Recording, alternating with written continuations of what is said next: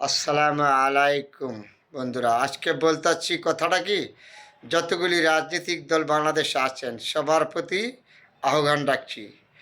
দেখেন, এই বাংলাদেশের ভিতরে সর্বথেকে বড় একটা নির্যাতিত দল হলো বিএনপি।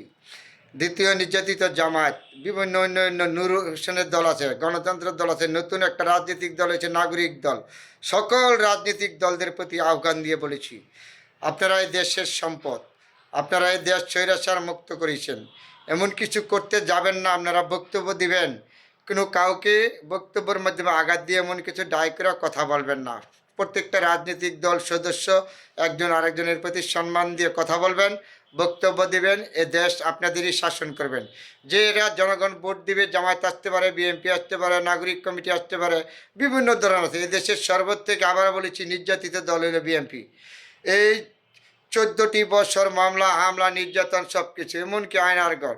এবারে জামায়াত এমনকি ফাঁসি থেকে ভালো মানুষগুলি ঝুলিয়ে দিয়েছে। এবারে নাগরিক কমিটি আপনারা অনেক নির্যাতিত হয়েছেন।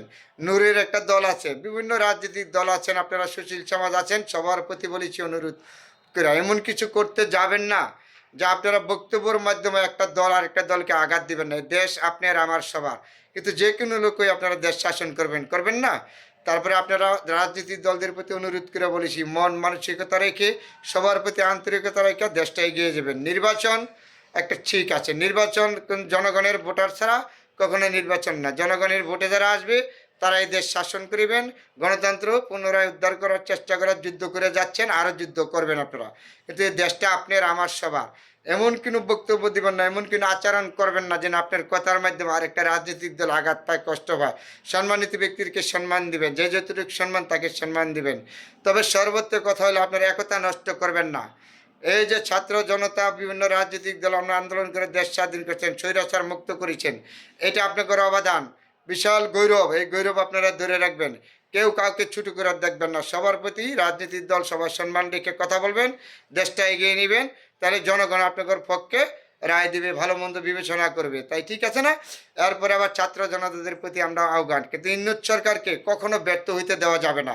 আপনারা সমালোচনা করতে পারেন, একজনের সমালোচনা করবেন, তাই ঠিক আছে, কিন্তু ইন্নুত সরকারকে কখনো ব্যর্থ হইতে দিবেন না। যদি ব্যর্থ হইতে দেন তাহলে আপনাদের বাংলাদেশ ব্যর্থ হবেন।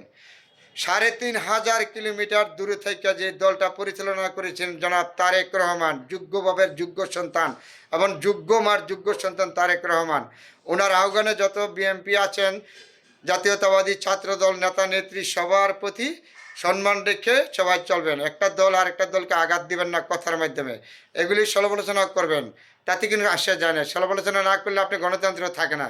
তারপরে সমালোচনা করবেন, ঠিক আছে, মেনে নিলাম। কিন্তু এ দেশ রক্ষা করার জন্য সেনাবাহিনীর সদস্য, পুলিশ সদস্য, বিভিন্ন দেশপ্রেমিক আইন শৃঙ্খলা বাহিনী আত্মান দিন রাত 24 ঘন্টা চেষ্টা করে যাচ্ছে, কিন্তু ষড়যন্ত্রকারীরা এখনো থামে নাই। চোখ কান খোলা রাখতে হবে। ষড়যন্ত্রকারীরা যে কোনো মুহূর্তে আমাদের বাংলাদেশে আঘাত করতে আনে, আমাদের ষড়যন্ত্র করতে থাকবে, কিন্তু ইন্নুস সরকারকে কখনো ব্যর্থ হইতে দেওয়া যাবে না। যারা উপদেষ্টাগণ আছেন সবাই সম্মানিত ব্যক্তি, দেশপ্রেমিক মানুষ। যারা এই সংস্কার কমিশন আছেন তারা সবাই এই দেশের সুশীল সমাজ, দেশের দেশপ্রেমিক মানুষ। সবার প্রতি সবাই সম্মান রেখে, রাজনৈতিক দল আছেন সবাই সবাইকে সম্মান রেখে কথা বলবেন, দেশটা এগিয়ে নেবেন। কিন্তু আইনশৃঙ্খলা রক্ষাকারী বাহিনীর সদস্যদের প্রতি আমাদের বিশাল অবদান আছেন, সেনাবাহিনীদের প্রতি আমাদের ভালোবাসা আছে, পুলিশের প্রতি এখনও পুলিশ সদস্য যারা আছেন এখনও প্রচুর ভালো মানুষ আছে। ভালো মানুষ না থাকলে এখনও দেশ চলছে না।